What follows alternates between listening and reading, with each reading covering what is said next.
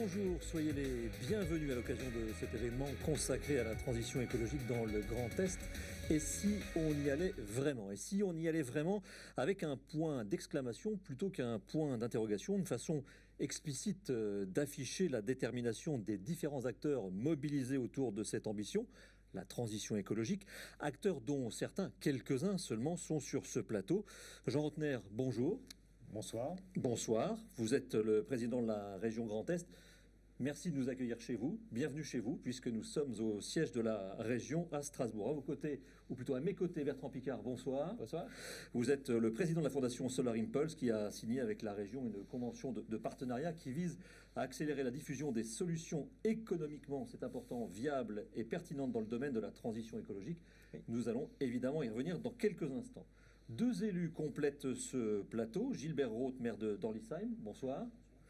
Vous êtes également vice-président du pôle d'équilibre territorial rural Bruches-Mossig. Et à vos côtés, Patrick Barbier. Bonsoir Patrick. Bonsoir. Vous êtes le maire de Muttersols, vice-président de la communauté de communes de Sélestat et président également d'un PETR, celui d'Alsace centrale. Enfin, en face, deux représentants du monde économique sont à nos côtés. David Schkiri, bonsoir. Oui, bonsoir. Vous êtes PDG et cofondateur de Green Tech Innovation, GTI. Et puis Anne-Cécile Dejaude, bonsoir. Bonsoir. Responsable marketing de MyFood. Voilà, les présentations étant faites, pourquoi sommes-nous là pendant cette petite heure? Eh bien pour, évoquer, je le disais, le partenariat qui a été signé entre la région Grand Est et la fondation Solar Impulse. Deux, mettre en avant des solutions efficientes dans le domaine de la transition écologique. Et puis, troisième point, et ça n'est pas mon voisin de droite et donc le vôtre à gauche pour ceux qui nous regardent, qui va dire le contraire pour embarquer de nouveaux acteurs dans cette aventure passionnante qu'est la transition écologique. Alors je commence par vous, Jean Rotner, puisque nous sommes chez vous. La région, je le disais, a signé un partenariat avec la fondation Solar Impulse pour accélérer la diffusion de solutions économiquement viables, pertinentes dans le domaine de la transition écologique. Pourquoi ce choix? Pourquoi ce partenariat? Une petite genèse, rapidement, s'il vous plaît. Mais écoutez, j'aimerais déjà vous souhaiter vraiment la bienvenue dans cette maison qui n'est pas la mienne, qui est la nôtre, qui est la maison de toutes et tous au niveau de la région, le siège, et d'accueillir tout particulièrement Bertrand Piccard. Alors c'est déjà une aventure humaine, et je crois une amitié vis-à-vis de Bertrand. On s'est découvert petit à petit, et puis il m'a convaincu de cette nécessité de s'engager, de ne pas faire seul. Je ne peux pas faire tout seul en tant que président de région, de préserver la planète. On a besoin d'acteurs économiques, politiques, de citoyens qui, à un moment donné, embarquent dans ce bus absolument nécessaire, indispensable à la transformation de nos habitudes, à la transformation et de solutions qui aujourd'hui sont en rupture avec ce que l'on connaissait, et surtout d'acteurs politiques au sens noble du terme, qui prennent les bonnes décisions, qui sont en rupture peut-être avec les manières de faire maintenant que l'on connaît en politique comme dans l'économie depuis de trop nombreuses années, et en se disant, allez, on se prend par la main, on mouille le maillot, on est responsable et on va y aller. Puis il y a un savoir-faire, il y a une expertise, il faut valider tout cela. Bien la Fondation Solar Impulse, elle est là pour cela. Je sors d'une réunion avec Bertrand et avec là aussi les partenaires de la Fondation, et je vous assure que c'est assez impressionnant de voir ces grands industriels, ces grandes maisons parfois du luxe, qui sont fédérés par Bertrand, par sa fondation, et qui s'engagent fortement à aller dans cette direction de la préservation de la planète. C'est souvent des femmes et des hommes d'influence qui sont en capacité de parler aux grands de ce monde, comme l'on dit. Eh bien, nous, on a décidé ici de parler aux grands de ce monde à travers Bertrand et de parler surtout aux citoyens à travers nos actions quotidiennes. On choisit la démocratie de l'action, pas la démocratie de la parole. C'est pour ça qu'on est rassemblés ce soir, pour que, justement, elle soit partagée. Elle ne m'appartient pas, elle appartient à chacun.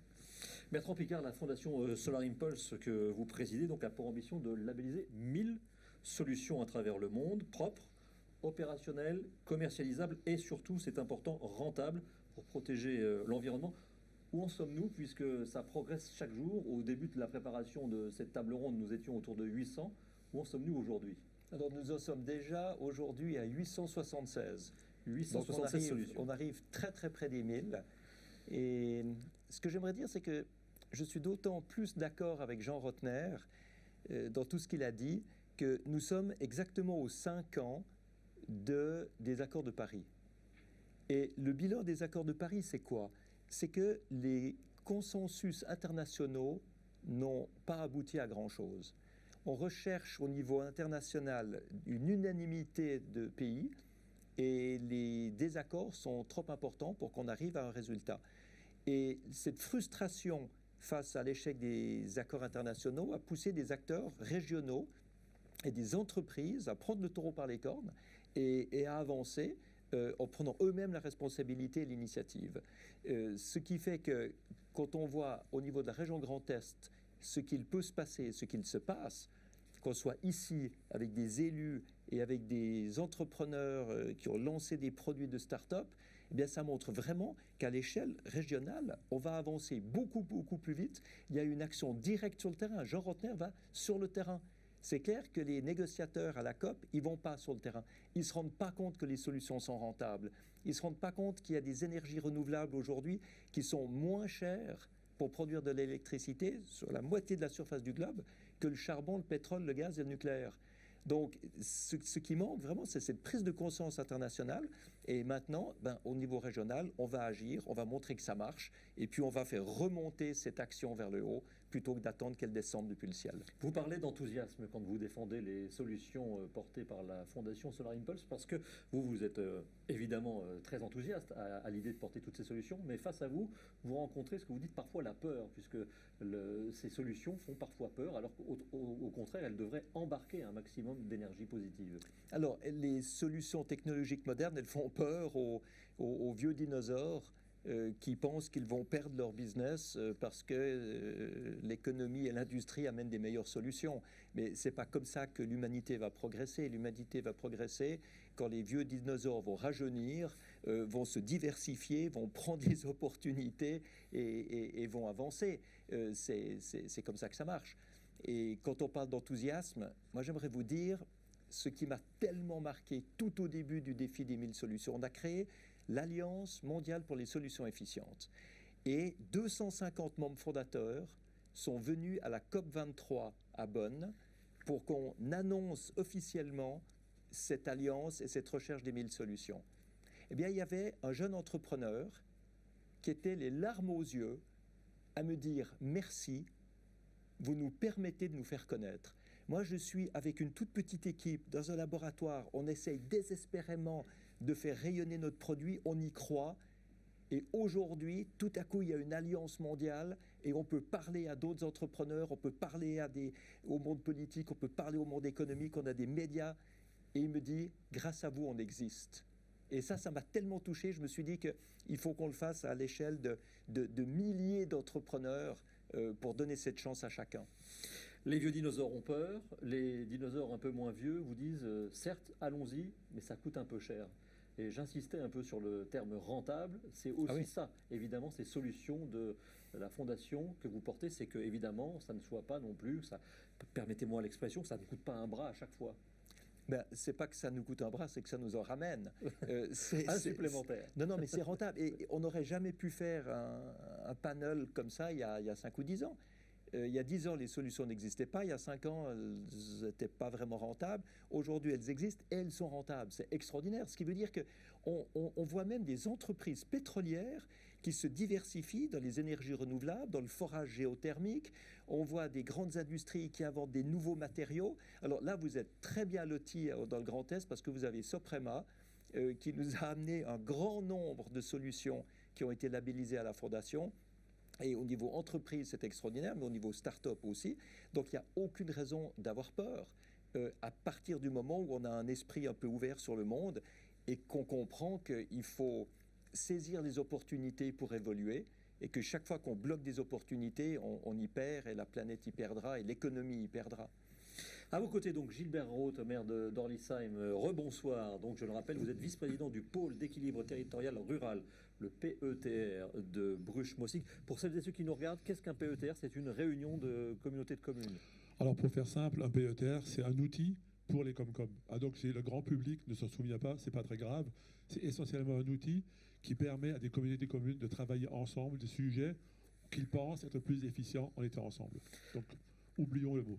Vous êtes ici parce que vous avez participé récemment à un webinaire auquel était invité mon voisin de droite, Bertrand Piccard.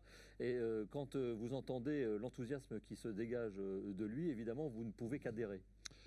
Ah oui, j'ai eu la chance, et au printemps, quand il a présenté à la région, j'ai écouté cette présentation. Et la synthèse de ça, je dirais, m'a parlé. En disant, moi, je les synthétisais de la manière, en disant, il faut agir là où nous avons la pleine responsabilité, ne cherchons pas d'excuses, et n'inventons pas des choses, prenons des choses efficientes, reconnues, et surtout, prenez les plus rentables.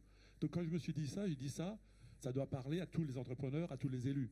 Et je dirais, ce qui me plaît là-dedans, c'est que la touche du territoire, hein, parce que le plan climat, c'est un territoire, la touche du territoire, elle sera dans la créativité, de la capacité d'entraîner. Et donc là, je dirais, chaque territoire est différent. Et donc chaque territoire doit choisir ce qu'il va faire, mais il peut aussi choisir la manière d'entraîner et le privé et les entreprises. Et donc, je me suis retrouvé vraiment là-dedans. Vous venez de l'évoquer, Gilbert Roth, c'est justement parce que vous êtes en train de faire un plan climat que vous êtes très intéressé par toutes ces solutions. Et un plan climat, pour une Comcom ou un PETR, même si ça n'intéresse pas le grand public, c'est quelque chose qui est on est face à un mur très élevé quand on se lance là-dedans. On peut dire qu'on est face à un mur, mais on peut aussi dire qu'un plan climat, c'est peut-être un moyen de fédérer du monde. Je pense que le plan climat, si on n'arrive pas à fédérer du monde, c'est qu'on se trompe. Hein, le plan climat doit donner envie. Et nous sommes dans un plan climat où nous avons décidé d'attendre les élections du mois de mars pour décider des actions qu'on va faire. Mais nous avons quand même, pendant ce temps, je dirais de septembre à mars, on a travaillé sur un sujet qui pour moi est important, c'est-à-dire on a travaillé sur la fierté des territoires, pour dire qu'as-tu fait, qu'est-ce que tu aimerais partager déjà à ce stade-là, parce que si les élus sont prêts à partager, d'autres vont les copier. Et je joue sur ça, et on va faire la même chose avec les entreprises. De quoi êtes-vous fiers, et donnez-nous un nom, un numéro de téléphone, qu'on puisse venir vous voir et partager. Concrètement, deux actions qui ont lien avec la transition écologique que vous avez entamées ou dont vous êtes fiers justement sur le territoire que vous représentez. Je dirais c'est le fait d'avoir une centrale villageoise qui travaille sur ce sujet, c'est forcément une fierté puisque ça montre bien que ce n'est pas que les élus qui agissent. Le fait d'avoir des centrales, je dirais, thermiques, et nous avons quand même une entreprise assez énorme, c'est Siad Brown qui fait les pellets. Et donc quand on voit ça, je dirais, on a envie de dire que ces pellets qui sont produits dans notre région, dans notre territoire, il faudrait qu'on garantisse qu'elles ne fassent pas plus de 50 km et qu'elles soient consommées avant. Et qu'on ne soit pas assez bête de les laisser partir et qu'on les consomme.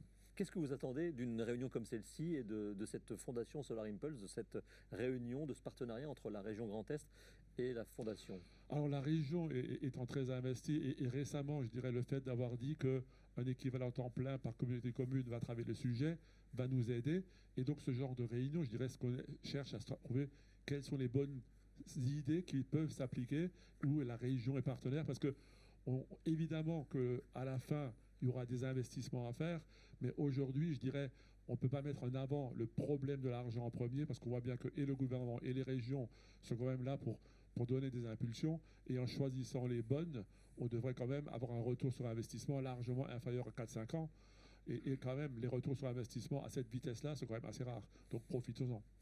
Merci. Alors, évidemment, vous reviendrez dans cette discussion et je vous invite chacun et chacune à intervenir quand vous le souhaitez. Faisons un tour de table pour continuer avec Patrick Barbier, donc maire de Muttersols, vice-président de la Comcom de Célestat, en charge de la transition énergétique, ça tombe bien, dont la mobilité.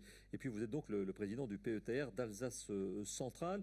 Vous représentez d'abord le village de Muttersols, qui est un village très en avant. Je ne sais pas si Bertrand Piccard le sait, mais vous avez été capitale française de la biodiversité en 2017, ce qui est incroyable puisque c'était la première fois qu'une commune de cette petite taille était reconnue après d'autres communes bien plus grandes.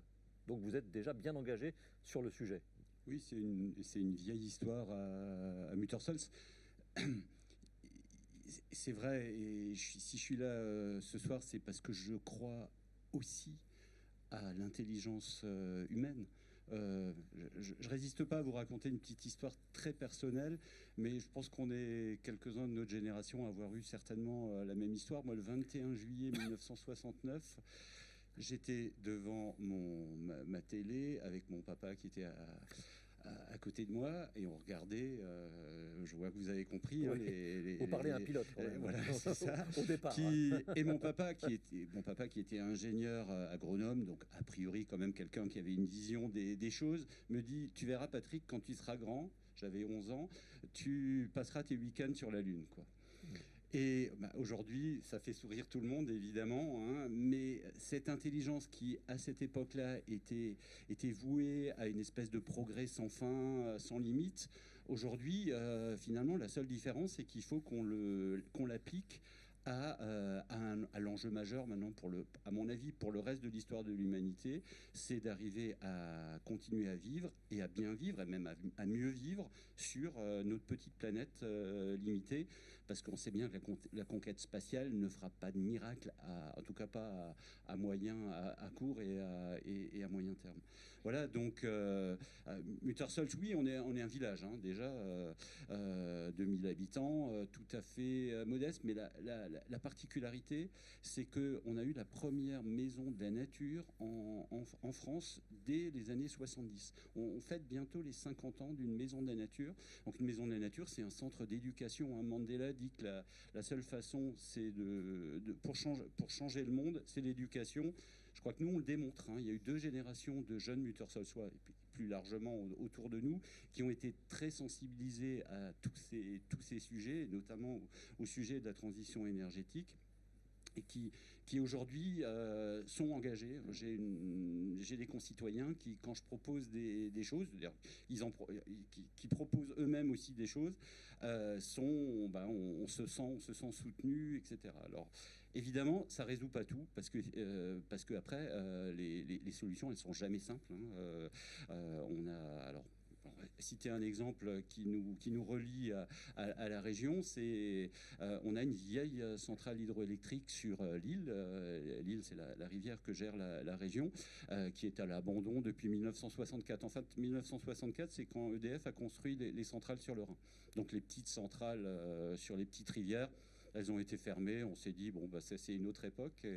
Et donc, 30 ans, 40 ans plus tard, on se dit, bah, on pourrait le remettre en service. Et c'est sûr que là, c'est bien d'avoir l'idée, mais de là à la mettre en œuvre, on a mis 7-8 ans à la mettre en œuvre, parce que les solutions techniques sont pas simples. Hein. Je rentre pas dans les détails. Je vous invite à venir visiter. Là, depuis 1 an, on a trois turbines qui fonctionnent au-delà de toute espérance. Et c'est bien parce qu'effectivement, on a été soutenu par une ingénierie. La région nous a soutenus. La région est même maintenant associée sur cette centrale. Et on a eu des ingénieurs qui nous ont aidés à trouver les bonnes solutions qui sont pas facilement reproductibles, hein, d'un endroit à un autre. Hein. J'ai adoré l'expression la fierté des territoires. Effectivement, les territoires se ressemblent pas forcément. Il y a des solutions différenciées à mettre en œuvre dans chaque endroit. Patrick Barbier et Gilbert Roth, merci. On ne vous a pas entendu sur un sujet qui est pourtant un sujet majeur quand on est élu d'une commune et qu'on regarde ses finances de très très près, c'est ce qui concerne l'éclairage public. Et vous allez sans doute être très intéressé par David Schkiri, PDG et cofondateur de Green Tech Innovation, qui est basé à Metz, sur le Technopôle. Alors, vous avez parlé de juillet 69. David Schkiri pourra raconter plus tard à ses enfants et petits-enfants qu'il a créé sa start-up le 11 mai 2020, le jour du déconfinement. Donc ça ne s'invente pas. C'est une création qui est sans doute partie sous de bons auspices. Quel est le domaine d'activité donc de l'entreprise GTI, Green Tech Innovation, David? Bonjour à tous, tout d'abord, et merci beaucoup de nous accueillir dans ce bel endroit. Le domaine de prédilection en fait, de Green Tech, ça a été d'abord la genèse de savoir comment est-ce qu'on pouvait être acteur pour la planète dans des domaines donc, qui étaient déjà les nôtres en fait en termes de spécialité, et notamment la partie énergétique. Et on a fait un tour d'horizon et en s'apercevant qu'il y avait plusieurs décennies où rien n'avait été fait en matière technologique sur la partie d'éclairage extérieur, et qu'il y avait de fortes économies à pouvoir faire sur les 9 millions de points lumineux que compte ne serait-ce que l'Hexagone, sans parler de ce qui concerne la planète. Et de là, en fait, notre réflexion a commencé à faire un tour d'horizon et à se dire qu'est-ce qui existe déjà, comment est-ce qu'on peut apporter notre pierre à l'édifice de notre côté, et en étant communicatif et, si je puis dire, excusez-moi l'expression, en étant viral, mais dans le bon sens du terme cette fois-ci, par rapport au niveau du territoire, et en tout cas qui nous épaule aujourd'hui pour donc nous aider sur la partie recherche et développement. Sans la région aujourd'hui qui nous aiderait au quotidien, on n'aurait pas atteint ce degré de maturité. Donc j'en profite effectivement aussi pour remercier la région et Jean Rentner en particulier sur ce point-là. 9 millions de points lumineux en France, 70% de ces points lumineux sont obsolètes. Un peu plus même, effectivement, ce que nous dit l'Agence française de l'éclairage, et qui consomme 8 à 10 fois plus que les éclairages à LED. Pour ça, les deux maires et représentants d'élus, enfin de communes, le savent, puisque certains, ils ne l'ont pas dit, mais ils ont carrément coupé, comme beaucoup de communes, entre 23h et 5h du matin, ils ont coupé l'éclairage pour faire évidemment des économies. Mais là où... Je viens d'apprendre un truc, on avait une agence française de l'éclairage. Oui. Ah bah voilà. Cette agence a laissé 80% des points lumineux obsolètes.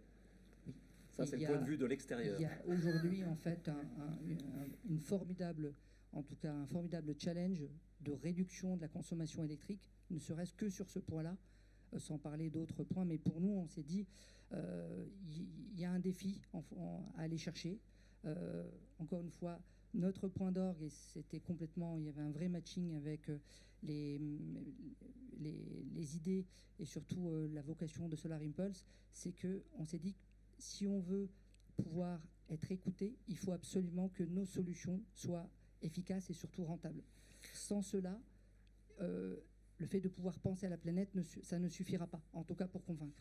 Ça me fait penser à tous mes atterrissages de nuit. On avait 16 projecteurs LED sur le bord d'attaque. À l'atterrissage, on voyait comme en plein jour.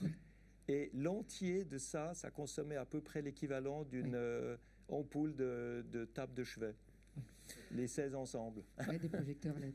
Alors, évidemment, Green Tech Innovation est labellisé par la fondation Solar Impulse. Vous, Oui. votre solution, c'est de dire à tous ces élus, transformons vos mâts d'éclairage avec des lampes à iodure de sodium. Je ne suis pas un technicien, mais je vais essayer de faire comme si. Transformons-les en lampes LED. Ça va... Vous économisez beaucoup d'énergie, mais vous allez plus loin en fait, parce que ça, c'est pas de la valeur ajoutée. On change une ampoule pour une autre. Vous allez beaucoup plus loin. On a une chance formidable, c'est que comme il n'y a pas eu beaucoup de technologie justement dans ce domaine, on ne part pas avec une feuille blanche. On part déjà avec un minimum. Alors que, comme vous l'avez dit justement, si on change des lampes à iodure de sodium ou à mercure avec de la LED, on a déjà 70% d'économie d'énergie. Donc on ne part pas d'une feuille blanche. C'est un réel avantage pour nous. Notre valeur ajoutée commence à ce niveau-là. Voilà. Et c'est là où justement le défi, c'est d'aller jusqu'au 100%, c'est-à-dire avec une autonomie complète, voire justement à dépasser ces 100%. Et comment ferons-nous ? Tout simplement en réinjectant les surplus énergétiques qui est produit par le luminaire donc solaire directement sur l'infrastructure existante. Ça, c'est une première valeur ajoutée. Oui. Si j'ai bien compris, il y en a une autre, c'est que, ça j'ai découvert ça aussi, c'est que vous transportez de la data par la lumière donc de chaque mât. Alors effectivement, l'idée pour nous, effectivement, c'est que ce luminaire, qui est un objet urbain, puisse être polyvalent. Le but n'étant pas de multiplier les objets, en tout cas dans le paysage urbain, mais de leur donner des fonctions qui soient intelligentes et complémentaires, et en particulier le LiFi, donc l'Internet par la lumière. Donc on a un véritable processus de communication qui lui est complètement simple par rapport à la biodiversité, mais surtout pour l'être humain, puisqu'il n'y a plus d'ondes électromagnétiques. Et en même temps, il permet de pouvoir transférer des très gros débits, puisqu'on est au minimum à 100 mégas en fait, par seconde, ce qu'on n'aura jamais dans les technologies sans fil que l'on a aujourd'hui, par exemple. Et tout ça, je me fais un peu votre VRP, tout ça en ne changeant que la tête du mât, c'est-à-dire que ça n'est pas aussi difficile que ça semble. En tout cas, on a réfléchi dans notre cahier des charges pour qu'on puisse utiliser l'existant. C'est-à-dire, on sait pertinemment qu'aujourd'hui, pour changer de l'éclairage extérieur, C'est un coût qui est très important pour la collectivité. Et les 2 tiers, en tout cas, de changement d'un lampadaire, c'est le génie civil, c'est l'infrastructure physique. Donc on a travaillé uniquement, comme vous l'avez dit, sur la lanterne, sur le luminaire, pour pouvoir en tout cas s'appuyer sur les infrastructures existantes, donc les mâts, s'ils sont tout à fait, en tout cas, adaptés. À ce moment-là, on va uniquement changer la tête des luminaires. Plus besoin de tirer des câbles non plus pour les nouveaux lampadaires, ce qui est extrêmement important. Oui, et l'entretien et l'installation de ces luminaires qui peut se faire extrêmement rapidement. Et puis derrière, vous avez encore une solution, puisque tout ça est à tiroir. À partir d'un simple lampadaire qui, au départ, donc, consomme énormément, vous en faites véritablement une mine, à la fois pour peut-être même gagner en profitabilité, mais aussi en information, puisque derrière, vous embarquez une technologie d'intelligence artificielle pour, si j'ai bien compris, les capteurs, pour avoir des informations triées correctement et qui soient utilisable par l'élu qui pilote ou son adjoint, par exemple. Alors l'idée, comme vous l'avez signalé, c'est le challenge dans lequel on est engagé pour les 3 prochaines années. Et on est très très bien entouré avec des forces vives dans la région Grand Est, auprès de laboratoires et aussi de partenaires industriels qui ont tout de suite cru en fait à la solution et qui ont vu en fait la vision future. C'est l'intelligence artificielle, c'est un mot, mais l'idée pour nous, c'est d'en faire que l'éclairage, en fait, aujourd'hui, puisse réellement être intelligent. Une intelligence, ça n'est pas simplement donc un dispositif informatique. C'est un dispositif, là aussi, qui doit apprendre, en tout cas, s'optimiser et permettre de déboucher sur un outil de stratégie, en tout cas d'économie d'énergie, pour les collectivités en fonction de leurs desiderata au départ. Un exemple très simple, et je pense qu'on sera plus concret sur un cas d'étude. On a intégré aujourd'hui sur déjà des pré-séries, donc des capteurs d'environnement, qui vont à tout moment en fait renseigner donc le dispositif d'éclairage sur sa manière de fonctionner en fonction des conditions extérieures de météo. Et cela en fait n'existait pas précédemment. Cela permet là aussi de pouvoir moduler donc la puissance de l'éclairage pour toujours avoir un éclairage qui soit continu sans rupture de continuité de service, mais également avec un état de charge de la batterie qui est embarqué dans le luminaire. Et à tout moment, le dispositif en fait va se réadapter pour apporter en tout cas la fonctionnalité qui lui est demandée, là où les fonctionnalités. Avant d'entendre la réaction de Bertrand Piccard sur cette solution, j'aimerais qu'on entende les 2 élus, puisque vous ne l'avez pas évoqué, mais lorsque nous nous sommes parlé, vous en avez parlé, vous, de façon spontanée, ce coût de l'éclairage public. Voilà, vous avez en face de vous, vous avez quelque chose qui fonctionne. Absolument, j'étais très, très attentif. Alors, je ne vais pas vous proposer de venir à Muttersals pour voir ce qu'on peut faire, parce qu'on vient, on vient de faire un gros effort justement sur l'éclairage public. Alors peut-être que si on vous avait connu avant, on aurait peut-être fait encore mieux. Mais tout ce que vous venez de dire, effectivement, transformation des luminaires, on les a mis presque tout en LED. On a mis des réducteurs de puissance également. Et on s'inscrit aussi dans la notion de Smart City. Et oui, donc, on a équipé toutes nos armoires électriques de capteurs. Et d'ailleurs, juste pour l'anecdote, donc jusqu'à présent, une commune, la consommation électrique, on avait juste les factures pour voir en gros ce qu'on consommait. Et les factures, c'est très aléatoire, c'est pas des bons indicateurs et c'est des pas de temps de 6 mois, donc on peut pas faire. Là, grâce aux capteurs maintenant qui sont tous rapatriés avec des solutions informatiques vers l'ordinateur de mon chef des services techniques, on sait à un pas de temps de 2 heures exactement ce qu'on se consomme à tout moment. Et on a déjà remarqué qu'il y avait toute une rue sur laquelle les réducteurs de puissance avaient été mal réglés, mais on pouvait pas le constater parce que visuellement ça réduit la puissance, mais ça se voit pas vraiment, hein, ça éclaire toujours pas mal. Et donc grâce à ça, là, on a pu rectifier le tir et faire. Ce qui est important aussi dans tout ce qu'on dit, c'est pour nous dans les communes.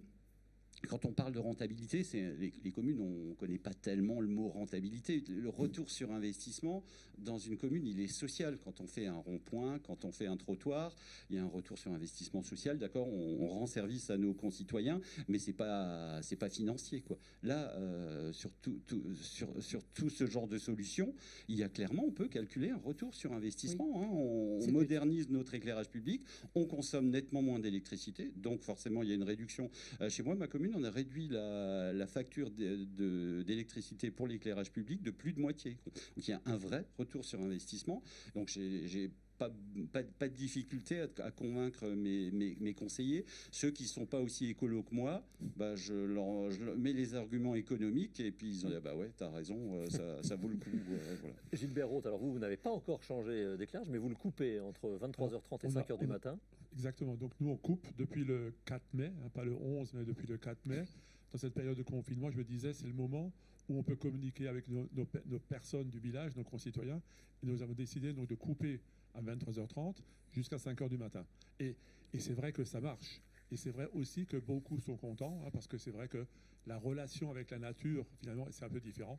Hein, je dirais le fait de voir du noir, de revoir des étoiles, ça change quand même beaucoup de choses et ça nous rend souvent un peu plus humbles. Mais nous travaillons aussi sur le fait de dire on va remplacer tout le système par des LED parce que nous avons au niveau du pays, on avait travaillé avec TEPCV et donc beaucoup de communes chez nous ont passé au LED. Et on sera à l'écoute pour voir comment on peut aller plus loin parce que je pense qu'effectivement la solution elle est de ne pas s'arrêter là, quoi, de chercher à aller plus loin. Il y a quelque chose d'extrêmement intéressant, c'est on profite de la crise actuelle pour être en rupture et proposer quelque chose de différent. Et c'est accepté. Oui. Ça, il faut le retenir. La crise, c'est aussi un accélérateur et un créateur de rupture. Et dans ce que tu dis, Patrick, ce qui est très fort, c'est que le rond-point, c'est une justification. Aujourd'hui, il y a une pression sociale qui vient sur la nécessité aussi pour les élus que nous sommes d'apporter des solutions en termes effectivement de préservation de la planète, des solutions qui sont peut-être moins visibles, mais qui, dans un bilan total, peuvent se justifier devant une population. Et là, on sent qu'il y a vraiment aujourd'hui des attentes de nos concitoyens. Et je crois que c'est normal. On doit aussi, dorénavant, des comptes à la planète, certes, mais des comptes à nos concitoyens sur la planète. Ça, c'est indéniable. Ce que je trouve extraordinaire dans ce débat, mais ce que je trouve fantastique dans ce débat, on parle de réduire de 50% la consommation énergétique d'une commune.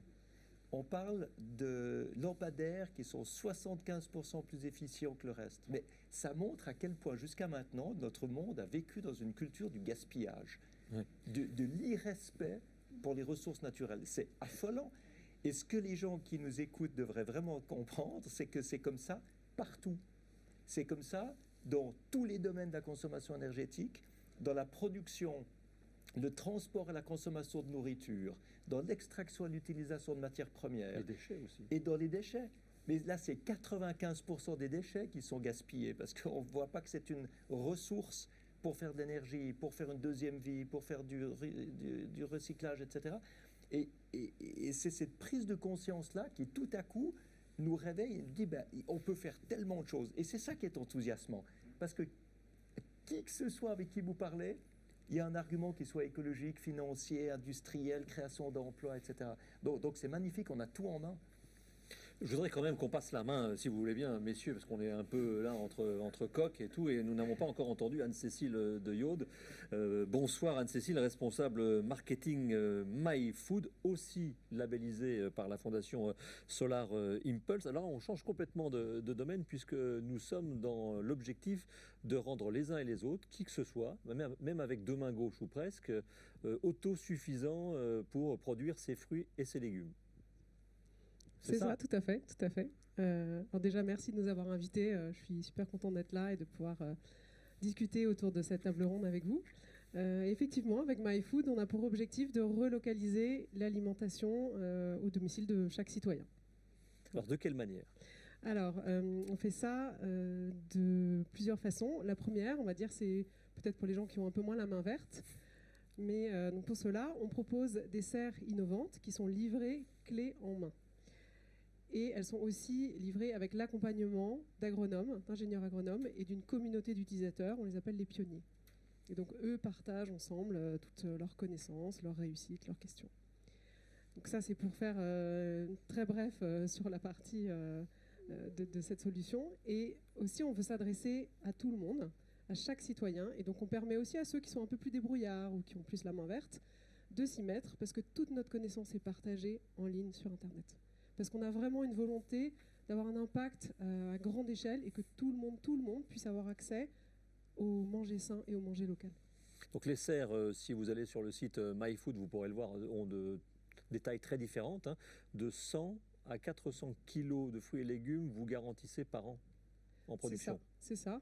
Donc on fait ça avec différentes techniques. On utilise notamment la permaculture, l'aquaponie, la culture verticale. On a aussi un aspect connecté qui permet d'améliorer la réussite ou d'améliorer les cultures. Donc effectivement, avec une petite serre de 3,5 mètres carrés qui tient sur un balcon, un toit, une terrasse, pas forcément un jardin, on peut produire jusqu'à 100 kg de fruits et légumes par an. Et avec une grande serre de 22 mètres carrés, on peut produire jusqu'à 400 kg de fruits et légumes par an. Quels sont les clients intéressés? Est-ce que ce sont des gens qui sont, je fais volontairement un portrait, qui roulent en trottinette, qui mangent des graines, qui sont vraiment écolo? Quelle est la cible que vous visez? Alors pas forcément, c'est vrai qu'aujourd'hui c'est plutôt des gens qui habitent en périphérie des villes ou à la campagne, même si notre petite serre permet aussi de toucher les urbains. C'est pas spécialement des mangeurs de graines, hein. C'est vraiment, quelle est la volonté derrière, tout le monde. leur souhait? La volonté, c'est de mieux manger et de faire attention à la planète, puisqu'on ne fait plus venir ces salades de dizaines de milliers de kilomètres, mais on les fait venir de son jardin, de son balcon. Donc vraiment, l'idée, c'est de préserver son alimentation, sa santé et sa planète. Le président Rentner parlait de rupture avec le confinement, et c'est aussi un sujet que développe Bertrand Piccard en disant il faut qu'on en profite pour ne pas faire le monde de demain comme le monde d'avant et qu'on ne reparte pas sur les mêmes bases, puisque ça ne servira à rien. Est-ce que vous sentez depuis le printemps, justement, un changement? Est-ce que les commandes se sont envolées, les demandes ont été très fortes? Oui, tout à fait. On sent bien que depuis le premier confinement, notamment, il y a vraiment une inquiétude autour de l'alimentation et un questionnement. Et aussi, on n'a plus forcément envie d'aller mettre les pieds en magasin trop souvent. Donc, on sent bien qu'il y a un intérêt accru pour notre solution. Et surtout, avec le fait qu'on propose cet accompagnement avec des agronomes et toute la communauté, en fait, on ne se sent jamais seul face à ces cultures. On a toujours quelqu'un qui est là pour nous aider. Et puis, en fait, on recrée du lien social aussi. En période de confinement, on ne peut pas aller discuter avec des gens, et ben, les gens discutent sur le réseau et partagent leur petit bonheur et leur réussite. Et ça, c'est vraiment incroyable de voir à quel point les gens progressent. Ils sont contents de le partager entre eux. Alors, il y a les particuliers qui sont évidemment intéressés, mais pas que, puisque des collectivités, des entreprises, des écoles peuvent aussi y trouver un intérêt. Tout à fait. On a aussi une partie de notre clientèle qui est professionnelle. Donc, ça regroupe des sortes, enfin, tout type de professions. Alors, on a bien évidemment des collectivités, des communautés de communes. Je pense à Phalsbourg, par exemple, qui a installé une serre. Ça peut être des crèches, des écoles, des restaurants. Ça, peut-être vous l'attendiez déjà. Et aussi, on a un côté assez intéressant avec des EHPAD, puisqu'en fait, les serres s'avèrent être aussi un outil thérapeutique intéressant qui permet de remettre les personnes âgées en forme, que ce soit physiquement et mentalement, puisque ça leur fait énormément de bien d'être dans la serre.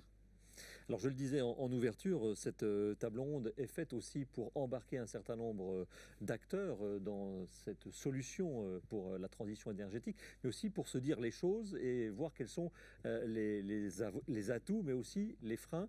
Et il paraît que parfois, vous rêvez d'une solution au petit matin et vous rêvez de Jean Rentner et de Bertrand Piccard en train de signer un document. Lequel ce serait ce document? Alors c'est vrai que je fais peut-être un rêve, j'espère pas trop bizarre, mais assez concret. Peut-être qu'il se réalisera un jour, mais c'est vrai qu'aujourd'hui on se heurte un petit peu à des démarches administratives pour les particuliers au moment de l'installation de la serre. Et alors dans mes rêves les plus fous, si on pouvait un jour peut-être mettre en place une charte ou un engagement où Monsieur Piccard ou Monsieur Rentner pourraient nous soutenir là-dedans. En fait, l'idée, ce serait de systématiser au niveau de chaque commune ou collectivité l'exemption de taxes potagères lorsqu'on installe une serre chez soi. Parce qu'en fait, aujourd'hui, quand on installe une serre, on doit faire une déclaration de travaux. Un peu comme si on faisait un chalet de jardin. Exactement, voilà. Exactement. Le président, alors, je vois que voilà, vous levez les yeux au ciel. Pas de note faire. Oui. Alors c'est pas un abri de jardin en fait, on ne dure pas, c'est vraiment pour se nourrir. Et aujourd'hui aujourd'hui, on se retrouve avec une taxe qui est une démarche administrative qui freine les gens et on pense qu'on pourrait doubler notre chiffre d'affaires et notre activité si on systématisait l'exemption de cette taxe. Parce qu'aujourd'hui, il y a des collectivités qui l'ont déjà enlevée, qui ne la demandent pas. Donc on pourrait vraiment le faire à l'échelle de toute la région du Grand Est. On pourrait devenir une région exemplaire, et continuer de développer l'installation de serres en rayonnant en France puis dans le reste du monde. C'est la réglementation nationale ou régionale qu'il faudrait changer? Alors, ça peut se faire au niveau de la région, puisqu'aujourd'hui, il y a déjà, même au niveau de la commune, aujourd'hui, il y a déjà des communes et des maires qui exemptent les gens de cette taxe. Qu'en pensent les deux élus qui sont là? Est-ce que vous la connaissiez, cette taxe? Est-ce que vous êtes prêt à l'exempter pour que les serres poussent plus nombreuses dans vos communes? Je pense que, je dirais, tout est dit. C'est vrai que laisser faire une serre de quelques mètres carrés, il n'y a pas d'enjeu, je dirais, d'argent. Donc effectivement, je dirais l'exempter. S'il faut qu'on prenne, mais si chaque conseil municipal doit prendre une décision, ça va être lourd et compliqué. Il faut qu'on trouve une solution plus simple. Mais on peut travailler ce sujet, je dirais, déjà au niveau du PETR, par exemple, voir si toutes les communes sont d'accord. Mais c'est vrai que administrativement, ça n'a pas de sens. Donc on est très près de signer le document déjà ce soir. Hein. Oui, c'est bon signe, j'aime beaucoup ce que j'entends. On a été sollicité, on a déjà fait remonter effectivement ce sujet vers nos autorités supérieures pour voir si on ne pouvait pas trouver, là aussi, une disposition qui facilite à la fois le travail des communes et le travail des entrepreneurs que vous êtes. Mais moi, dans votre histoire, dans vos histoires, moi, ce que je note, il y a un point commun. Je n'élude pas la taxe, hein. J'y reviendrai. Mais c'est que vous dites, on a créé une communauté. Ça, c'est super intéressant. C'est vraiment hyper intéressant. Et finalement, les deux élus de l'autre côté du débat, ils ont dit la même chose.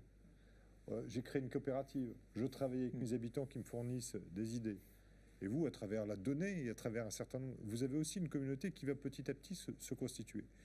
Et Bertrand Piccard, il crée aussi une communauté à un autre niveau. Et ces communautés-là, elles doivent se parler aujourd'hui.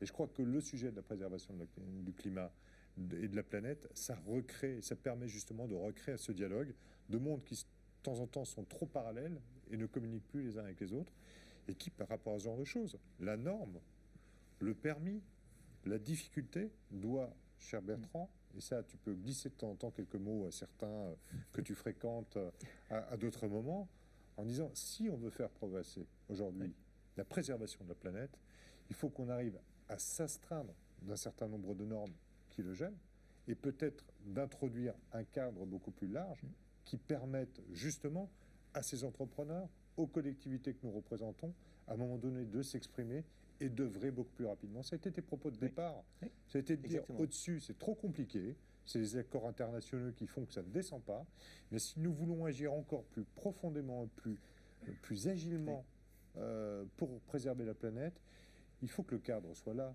personne ne le conteste, mais il faut laisser un peu de souplesse, et un peu d'agilité, et un peu de plaisir à inventer. Si on n'a pas de plaisir à créer des choses, et à créer ces communautés-là, parce qu'on est complètement contraint, eh bien on freine cet enthousiasme et cet élan. Et c'est tellement vrai ce que tu dis, ça montre bien que la réglementation, c'est pas simplement quelque chose pour interdire. La réglementation, elle doit souvent évoluer pour permettre quelque chose qui aujourd'hui est interdit. C'est ça l'évolution de la réglementation. Anne-Cécile, sur le sujet. C'est exactement ça, c'est exactement ça. C'est comme ça qu'on aura... si on assouplit la réglementation et qu'on la systématise déjà au niveau de notre région, on pourra, c'est sûr, installer beaucoup plus de serres, créer des emplois dans la région, dans notre société, et continuer à développer cette relocalisation de l'alimentation à domicile. Livré en Suisse.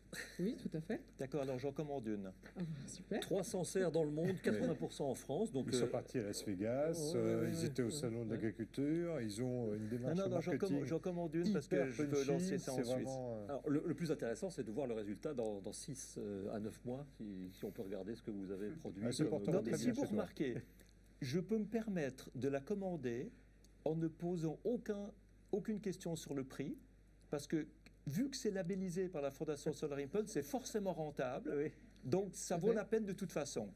Donc je me base sur mes propres concepts. Je vous en commande une, les yeux fermés. Je sais que ce sera bien.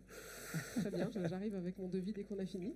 Un sujet aussi que j'aimerais qu'on aborde pour terminer, ou presque cette table ronde, c'est la façon, et vous le souhaitez aussi, c'est de parler de façon centralisée, alors que ce soit aux collectivités, aux clients, mais c'est de se dire, voilà, ne réinventons pas la roue chacun dans notre coin, et nous sommes là justement pour ça. Et ça, c'est évidemment, vous parlez là à 2 représentants, vous parlez à Jean Rotner, mais vous souhaitez trouver une caisse de résonance plus grande. Est-ce que vous avez des suggestions à faire sur le sujet ? Alors pour donner un exemple très concret, on vient de faire une belle opération là, avec Novo Nordisk, un partenariat avec aussi la fondation Cities Changing Diabetes.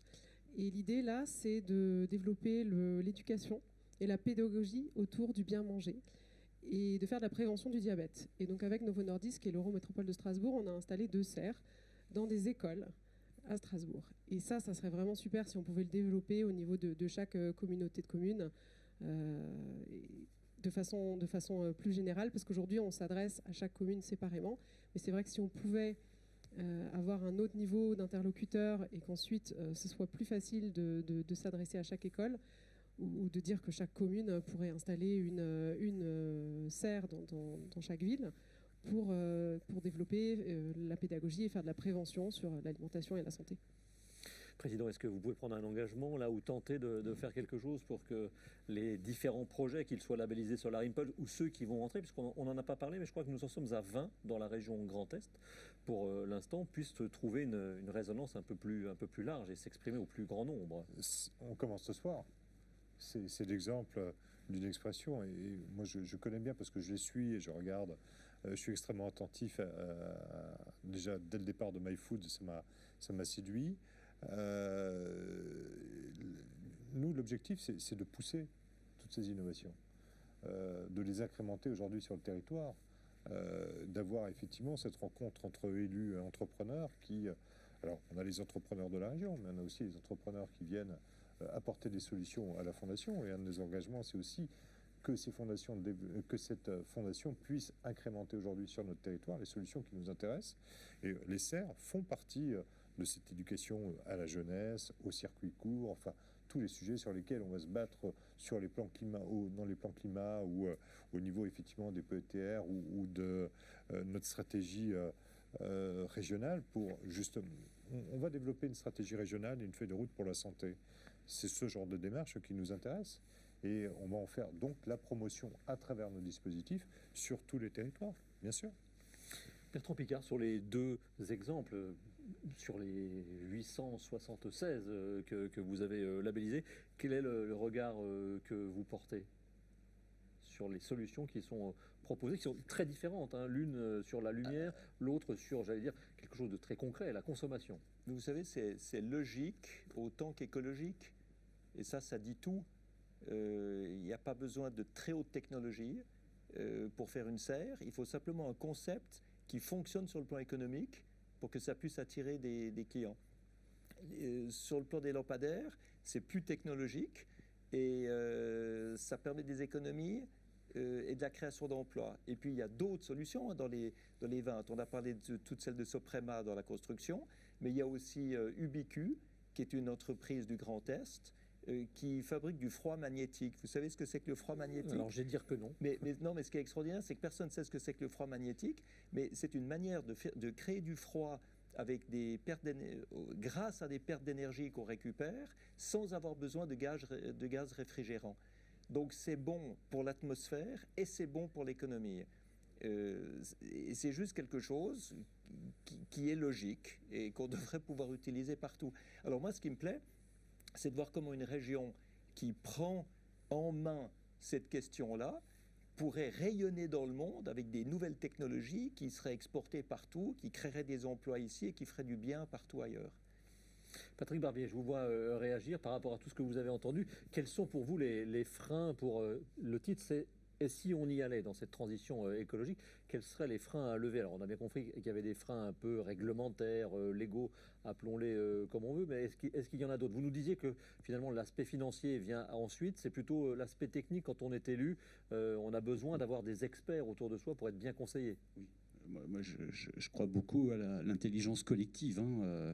Tout seul, on ne peut pas grand-chose. Dès qu'on est bien connecté avec des réseaux, avec des experts, les solutions existent, hein. Je crois que votre catalogue le démontre bien. Le tout, c'est d'arriver à faire la connexion, à choisir la bonne solution aux problèmes qui se posent localement. Voilà, c'est pas vraiment des freins, mais c'est un vrai travail. Je veux dire, c'est sûr que la transition écologique, elle se fera pas en restant dans son fauteuil, hein. Il y a vraiment un défi absolument majeur auquel on doit être le plus nombreux possible à s'atteler. Moi, ce que j'avais aussi envie de rajouter là, c'est que dans toutes les solutions dont on parle, il y a une dimension qui est la dimension de la relocalisation.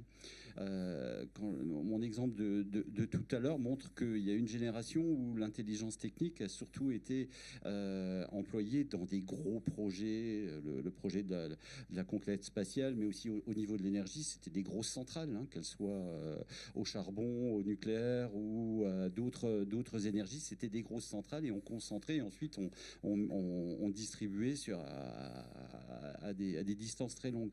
Aujourd'hui, les solutions, alors la solution de MyFood, alors là, vous allez très loin dans la relocalisation, puisque là, c'est carrément dans produire sa nourriture dans le jardin. Mais il y a toute l'idée que aujourd'hui, on sait bien que l'agriculture produit à un endroit et ces produits, ils peuvent aller dans le monde entier. Alors, je suis pas en train de dire qu'il faut manger que local, hein. On aime bien manger tous des oranges aussi, mais ceci dit, autant essayer de consommer ce qu'on produit localement. Il y a un outil là qu'on utilise nous sur notre PETR, c'est le plan alimentaire territorial. C'est le ministère de l'Agriculture à Mulhouse. Vous avez un plan alimentaire territorial. Vous avez été parmi les premiers à faire ça. Avec l'idée simple, c'est de recréer du lien entre les producteurs et les consommateurs d'un même territoire et d'essayer de faire le plus de connexions possible. Là, encore une fois, économie, écologie. Au passage, les deux mots, il y a juste 2 lettres de différence. En fait, c'est la même chose, hein. Pour moi, l'économie, c'est le court terme. C'est comment on se nourrit, comment on se déplace, comment on instruit nos enfants là, aujourd'hui. Et l'écologie, c'est la même chose, mais en tenant compte du long terme. Et nous, les élus, mais les entreprises aussi, il faut qu'on tienne des deux bouts, hein. On ne peut pas dire on fait que de l'écologie, on s'occupe que du long terme, hein. Nos concitoyens, ils ont des demandes à court terme, mais aujourd'hui, on sait qu'on ne peut plus faire l'abstraction des perspectives de long terme. Et pour tester les solutions, les innovations, Gilbert Roth, vous allez vous employer une expression, c'est une notion de pilote qui va plaire évidemment à Bertrand Piccard, c'est-à-dire qu'on se met tous ensemble, on voit si ça marche, et puis si ça marche, eh bien on démultiplie la solution. C'est ça. Enfin, on ne se met pas tous ensemble, c'est-à-dire on met Un 2-3 communes Voilà. ensemble sur un même sujet. Je pense que le fait d'être à 2-3 communes, le produit qui sortira sera plus juste et il sera territorialisé puisqu'il sera mis en place dans le territoire. Et quand les autres élus verront que ces 3 communes, ça a marché, mais ils pourront copier plus facilement et on ira plus vite. Donc j'espère que dans les 3 ans qui viennent, on arrivera à créer quelques pilotes sur quelques sujets différents pour qu'après les autres copient et on aura gagné parce qu'on ira vraiment plus vite sans que chacun doive investir beaucoup d'énergie sur chaque sujet. David Chikri, c'est ce que vous faites un petit peu au Val d'Alzette, puisque votre solution, vous la testez en conditions, on va dire, normales de réalité, et puis ensuite, eh bien, votre ambition, c'est de passer sur une dimension plus grande. Oui, je pense que c'est extrêmement important la notion de pilote pour la réplicabilité des solutions. Encore une fois, pour rassurer, on est sur des investissements parfois qui peuvent être lourds et autant commencer par des pilotes où on peut ajuster les solutions pour que la duplication, en fait, ce rythme-là soit beaucoup plus rapide.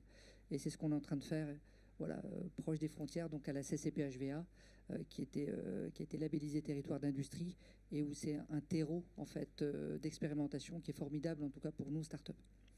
Bertrand Piccard, Jean Rotner, nous sommes presque arrivés au terme de cette table ronde. Un mot de conclusion pour dire que les talents sont présents, les innovations sont là.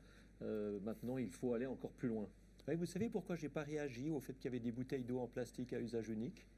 C'est parce qu'il y a une solution dans le Grand Est pour pouvoir transformer ces bouteilles en petits granulés de PET pour pouvoir le recycler. Par conséquent, on entre dans une économie circulaire. Donc elles sont tolérées.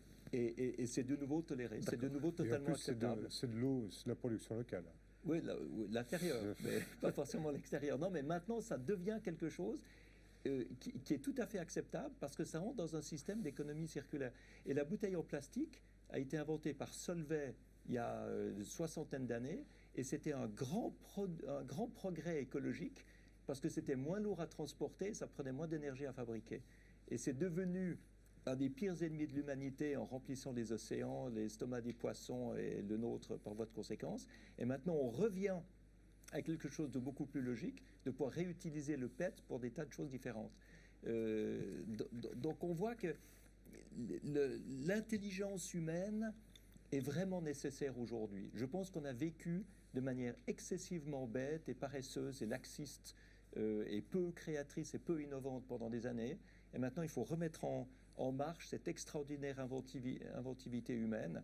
Et si on le fait, ça va être passionnant. On va vivre un 21e siècle merveilleux qui va nous éviter la catastrophe vers laquelle on s'achemine en continuant à faire les vieux gestes, les vieux comportements du passé. Et puis pour terminer, donc profitons de ce moment sur la chaîne du Grand Est et donc les 4 chaînes du réseau des télévisions du Grand Est pour dire que voilà, les solutions existent. Il y en a 876. Alors aujourd'hui, nous mettons en avant des solutions du Grand Est, mais avant de partir comme ça à l'aventure, regardons ce qu'il existe déjà aussi par l'intermédiaire des solutions labellisées par la Fondation Solar Impulse. Exactement, et je crois, Jean m'a dit ça tout à l'heure, il y en a 418 ou 478 418, je crois. 418 qui ont été sélectionnés par le Grand Est dans le portfolio des solutions que la Fondation a trouvées dans le reste du monde. Et là-dedans, il y aura une sélection qui va être faite pour être testée directement au niveau des territoires. Donc en fait, ce qu'on fait aujourd'hui, avec des élus, des médias et des promoteurs de solutions, des fabricants de solutions, c'est ce qu'il faut arriver à faire partout. Moi, j'adore ce setting, là, cette organisation, parce que vous imaginez, on commence à l'échelle régionale, on montre que c'est possible, et ça doit être possible ensuite de faire la même chose avec des grandes entreprises, des chefs d'État, des médias internationaux. C'est exactement le même concept. Il faut juste trouver des gens qui ont envie de se remettre en question et d'évoluer. Merci. Jean Rotner, puisqu'on parle d'embarquer avec un pilote en plus de renom, comment faire pour qu'on en embarque encore plus ? Nous, c'est très clair. Dans une semaine, l'Assemblée plénière de la région va se fixer ses objectifs très précis en matière d'énergie renouvelable, en matière de biodiversité, y compris par exemple en matière de santé aussi, une nouvelle feuille de route en matière de santé. Pourquoi ? Parce qu'on considère que la préservation de la planète et la santé, il y a des liens très forts. La qualité de l'eau, la qualité de l'air, c'est de la santé. La manière dont on vit, dont on aménage le territoire, dont on gère la lumière, c'est aussi de la qualité de vie, c'est aussi effectivement ce cadre de vie qu'il faut absolument aménager et qui donne envie finalement, non pas de nos territoires, mais de nos terroirs. Le terroir, c'est quand on ouvre les volets le matin, on a là où on vit, là où on travaille, là où on cultive dorénavant. Et donc, c'est de notre responsabilité aujourd'hui de l'organiser, de donner un cadre, une impulsion, et qu'après, moi je pars du citoyen, même pas des collectivités. Je crois qu'il y a une responsabilité citoyenne qui doit être impulsée. Les collectivités doivent l'encourager. Et derrière, il y a des fondations qui sont à nos côtés, les experts, ceux qui nous gouvernent, qui doivent fixer un cadre. À nous aujourd'hui de l'animer, d'être responsables. Bertrand parlait de cette petite bouteille en plastique. Tout le monde fixe aujourd'hui sur les océans, sur la quantité de plastique qu'on retrouve à l'intérieur de l'estomac des poissons, des tortues. Mais le plastique, il est dans nos rivières. Avant d'arriver dans la mer, notre responsabilité, elle débute là, sur le territoire, par rapport au plastique, par rapport à son traitement, par rapport à la responsabilité de l'enfant que l'on doit former entre ce qu'il va cultiver dans la serre et sa responsabilité de jeter à un moment donné, enfant ou adulte d'ailleurs, eh bien une bouteille comme cela dans une rivière. Donc je pense que le cadre, il est collectif. Et toutes les initiatives doivent venir petit à petit s'implémenter les unes dans les autres pour donner à un moment donné une responsabilité à la fois collective et individuelle. C'est pour ça que ces feuilles de route, elles sont importantes, elles vont s'inscrire fortement comme étant un peu une ligne directrice, et là-dedans, il va falloir l'habiter, il va falloir l'animer, il va falloir créer des communautés. Et moi, je crois à cet élément les anglo-saxons et principalement les Canadiens parlent souvent de politique communautaire. Ça n'a pas la même tonalité que chez nous. La communauté, c'est celle qui agit ensemble, celle qui travaille ensemble. Et je crois que pour préserver la planète, on a cette obligation de travailler ensemble, communauté par communauté, communauté d'intérêt, communauté économique, communauté écologique, communauté scientifique, et communauté aussi de ceux qui nous gouvernent et de ceux qui sont en responsabilité comme nous. On a tous aujourd'hui, à travers notre présence, eu la responsabilité ce soir bien, de faire un petit pas de plus, d'expliquer, de comprendre, de séduire aussi. Parce que dehors, bien, cette pression sociale, il faut l'accompagner, il faut l'encourager. Et je crois que, en tout cas, moi, j'aimerais vraiment vous remercier pour votre présence qui était extrêmement riche et forte, pour remercier encore une fois Bertrand, là aussi, de son encouragement permanent et de son attention particulière, parce que il est souvent dans le Grand Est, il est souvent très présent, il y vole, et c'est toujours un plaisir de le revoir, et je crois que c'est partagé aussi de sa part.